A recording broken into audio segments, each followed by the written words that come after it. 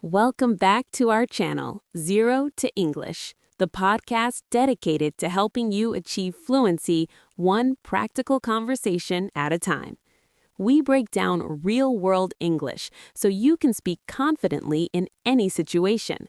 If you love practical lessons like this, please remember to subscribe, like, and hit the notification bell for more videos. Hello, everyone. I'm Perry, and I am so excited for today's deep dive. There is nothing more universal than talking about our travels. It's the ultimate social icebreaker. And I'm Alan. You're right, Perry. Whether you went to a beach 10 miles away or flew halfway across the world, everyone loves to share their holiday stories. But the problem most learners have is that they get stuck saying it was good or the food was nice. Exactly. Good and nice are lazy adjectives. To sound natural, you need words that have color. Today, we are going to move from lazy to lush. Let's start at the very beginning of any holiday, the planning phase. Before you even leave, you have the hype. This is the excitement you feel. We use specific phrasal verbs here. Looking forward to, the standard way to express excitement. Looking into, researching a destination. Setting off, the physical act of starting the journey. We also talk about our bucket list. This is a list of all the things you want to do before you, kick the bucket, meaning die. When you talk about holidays, you often say, Japan has been on my bucket list for years. Let's simulate a pre-trip conversation. Perry is planning her summer getaway. So Perry, I hear you've got some time off coming up. Are you heading away anywhere special? I am. I've finally decided to bite the bullet and book that trip to Iceland. I've been looking into it for months, and I just found a great deal on flights. Iceland, that's incredible. That's been on my bucket list forever. Are you going for the Northern Lights or more for the hiking? A bit of both. I've got a pretty packed itinerary, but I'm mostly looking forward to just soaking in the scenery. We set off on the 15th. Notice the phrase, bite the bullet. This means to finally do something difficult or expensive that you have been thinking about for a long time. And I use the word itinerary. This is a key travel word. It's your schedule of events. A packed itinerary means you have a lot of activities planned and very little free time. We also have the staycation. This is a holiday where you stay at home or stay in your own country. It's a mix of stay and vacation. The script: I didn't want the hassle of flying this year, so we're just doing a staycation at a cabin near the lake. Now we move to the work of a holiday, the journey. This is where you find the most functional English. If you are out an airport or a train station, you need to describe the logistics. One of the most common terms you'll hear is the red-eye flight. This is a flight that leaves late at night and arrives early in the morning. It makes your eyes red because you can't sleep.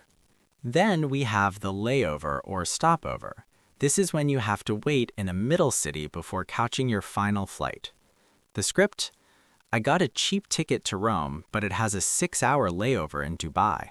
Let's talk about the physical feeling of travel. Jet lag is the biggest struggle. It's that feeling of exhaustion when your body is in one time zone and your clock is in another. The script: I'm still struggling with the jet lag. I keep waking up at 3 a.m. ready for breakfast. Let's simulate the travel experience chat. Alan, you look exhausted. How was the flight back from Australia? Oh, it was a long haul, Perry. I ended up taking a red-eye out of Sydney, and then I had a grueling 8-hour layover in Singapore. I'm absolutely shattered. I bet. That's a bumpy ride, to say the least. Did you manage to get any sleep at all? Barely. The jet lag is really hitting me today. I feel like I'm walking through fog. Notice the word grueling. This is a high-level adjective for something that is extremely tiring and difficult. It's much more native than saying very long. And Perry said she's shattered. In British and Australian English, this is a very common way to say extremely tired. In American English, we might say exhausted or wiped out. We also use the phrase smooth sailing to describe a journey with no problems. The script: once we got through security, it was smooth sailing all the way to Hawaii. Once you arrive, the real fun begins. When you talk about your holidays, you need to distinguish between tourist activities and local activities. A very popular phrase right now is off the beaten path. This describes a place that tourists don't usually go to. It's quiet, authentic, and local. On the other side, we have the tourist trap. This is a place that is overcrowded, overpriced, and not very authentic. The main square was a bit of a tourist trap, so we decided to wander down the side streets to find a local bistro. Let's look at how we describe sightseeing: soaking up the culture, immersing yourself in the local way of life, taking in the views, looking at beautiful scenery, sampling the local delicacies, trying the traditional food. Simulation time. Perry is telling me about her time in a small village in Italy. So, did you spend most of your time in the big cities? Actually, no. We spent most of the week in this tiny village that was completely off the beaten path. There wasn't a tourist trap in sight. We spent our days just wandering through the vineyards and sampling the local delicacies. That sounds like a dream. Did you find any hidden gems? Oh, absolutely. We found this little family-run bakery that made the best focaccia I've ever tasted. It was definitely the highlight of the trip. Notice the phrase hidden gem. This is a native favorite. It describes a place that is wonderful but not well known. And highlight of the trip. Every holiday story needs a highlight. It's the best, most memorable moment. Part 4 is all about the vibe. When someone asks you, so what was the place actually like, they aren't looking for a list of facts. They want you to paint a picture with your words. To do this, we use sensory language. This is the most important part for English learners. To sound natural, you need to talk about what you saw, what you heard, and even what you smelled. Let's look at how we describe different types of holiday environments without using the word nice. If you're in a big, exciting city like New York or Tokyo, we use the word bustling. It means full of life, energy, and movement. You might say, the streets were bustling at all hours of the night. If the city is very modern and high-tech, we use sleek. The architecture was incredibly sleek and futuristic. But what if you're in a tiny, old village in France or Greece? We use the word quaint. This is a very specific English word. It means charmingly old-fashioned. It's not old in a bad way. It's old in a beautiful, historic way. You might say, we stayed in a quaint little cottage by the river. And then there is the vibe itself. We use this word constantly in modern English. It's a shortcut for atmosphere. It had a very laid-back vibe. Everything was relaxed and slow. The city had an electric vibe. You could feel the excitement and the energy in the air. The resort had a very exclusive vibe. It felt very expensive and private. Let's talk about scenery. If you're looking at a forest or a jungle, the word you need is lush. This describes green, healthy, thick vegetation. The island was covered in lush tropical rainforest. If you're looking at a view that is so beautiful it makes you stop talking, we use breathtaking or stunning. Let's simulate a deep dive description. I'm asking Perry about her trip to the mountains. So, Perry, describe the atmosphere of that mountain retreat. Was it as peaceful as it looked in the photos? Honestly, Ellen, it was breathtaking. The air was so crisp and clean, and the silence was almost tranquil. The whole area was surrounded by lush pine forests. It had this incredibly laid-back vibe where nobody was in a hurry to do anything. That sounds like the perfect place to unplug. Did the town itself have much of a bustling center? Not at all. The village was very quaint, mostly just cobblestone streets and tiny family-owned cafes. It felt like stepping back in time. Notice how Perry used unplug. This is a vital travel habit in the digital age. It means to disconnect from social media and work emails. I really needed to unplug for a week to clear my head. And we also use recharge. Just like your phone battery, humans need to recharge our batteries on holiday. If you say, I spent the week recharging, every native speaker will know exactly what you mean. When you describe a place, try to use color idioms. For example, if the water was very clear and blue, you can say it was crystal clear. If the sun was very bright, you can say it was baking hot. These small additions make your storytelling much more vivid and natural. Now we move to the part of the holiday that everyone remembers but nobody wants to experience: the disaster. In English, we often call these snags or hiccups. These are small problems that get in the way of your fun. But sometimes a snag turns into a full-blown nightmare. When you talk about a holiday that went wrong, you need the language of frustration. We use intensifiers to show how bad the situation was. It was an absolute disaster. Everything that could go wrong did go wrong. I was at my wit's end. Let's look at some common travel disasters and the vocabulary we use to describe them. One of the most common is getting ripped off. This means being cheated or overcharged because you are a tourist.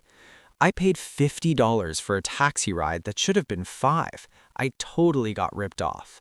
Another common one is losing your luggage. This is when the airline sends your suitcase to a different city. I arrived in London, but my bags ended up in Lisbon. I was stranded without even a toothbrush. And we can't forget food poisoning. This is a very common holiday snack. We often use the casual phrase, a bit of a stomach bug if it's small, or a total washout if the illness ruined the whole trip. Let's simulate a holiday horror story conversation. Alan is telling me about his camping trip that went wrong. Alan, you're back a day early. What happened to the big camping adventure? Oh, Perry, it was an absolute nightmare. Where do I even start? First off, we hit a snag with the rental car. They didn't have the SUV we booked, so we ended up with this tiny car that barely fit our gear. Oh no, that's a rough start. But at least you got to the mountains, right? We did, but then the weather took a turn for the worse. It started pouring down the second we tried to set up the tent. The whole site was washed out. We were drenched to the bone and freezing. That sounds miserable. Did you stay the night? We tried, but the tent leaked. We were at our wits' end, so we just packed it in and drove home at midnight.